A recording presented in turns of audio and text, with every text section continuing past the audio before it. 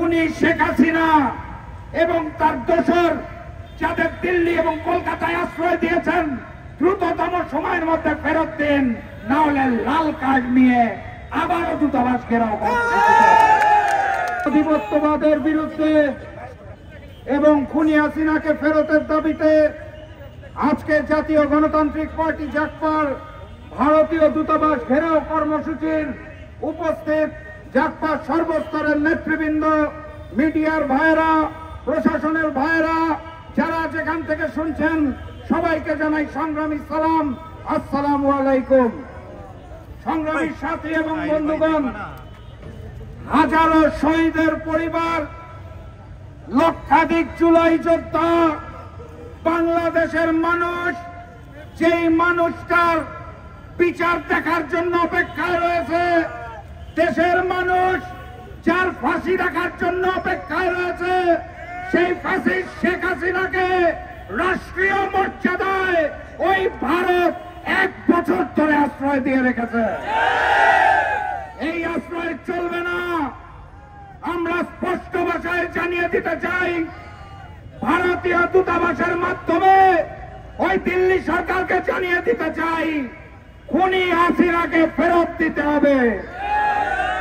বাংলার সীমান্তে হত্যা বন্ধ করতে হবে, অবৈধ পুশিন বন্ধ করতে হবে, যে সকল ভূখণ্ড দখলে নিয়েছেন তা ফেরত দিতে হবে। দেশের অভ্যন্তরীণ বিষয় নিয়ে আপনাদের দাদাগিরি বন্ধ করতে হবে। সংগ্রামী সাথী এবং বন্ধুগণ, আমি স্পষ্ট ভাষায় জানিয়ে দিতে চাই, জুলাই গণঅভ্যুত্থানের মাধ্যমে যেই নতুন বাংলাদেশ আমরা পেয়েছি, সেই বাংলাদেশে ভারতীয় আধিপত্যবাদ এবং ভারতীয় আগ্রাসন চলবে না, চলতে দেওয়া হবে না। শেখ হাসিনার আমলে বাংলাদেশ সেনাবাহিনী, বাংলাদেশ বিমান বাহিনী, এমনকি আমার বাম পাশে দাঁড়িয়ে থাকা পুলিশ বাহিনী সহ সচিবালয়, বিভিন্ন জায়গায় ভারতীয় কর্মকর্তা এবং রয়ের এজেন্টদের প্রবেশ করানো হয়েছিল। আমরা অত্যন্ত দুঃখের সাথে লক্ষ্য করছি, এখনো প্রশাসনের বিভিন্ন জায়গায় ভারতীয় কর্মকর্তারা, রয়ের এজেন্টরা কর্মরত রয়েছে। দিল্লি সরকারকে জানিয়ে দিতে চাই, বাংলাদেশের ভূখণ্ড থেকে আপনাদের সকল কর্মকর্তা এবং ওই এজেন্সি রয়ের সকলকে প্রত্যাহার করে নিজের দেশে নিয়ে যান, না হলে আবারও জুলাই হবে। বাংলার শান্তিপ্রিয় মানুষ যদি অশান্ত হয়, শেখ হাসিনা পালানোর পথ পেয়েছে, রয়ের এজেন্টরা পালানোর পথ পাবে, আবারও জুলাই ফিরে আসবে। আপনারা জানেন, বিগত 3টা নির্বাচন ওই দিল্লি থেকে ফলাফল নির্ধারণ করা হয়েছিল।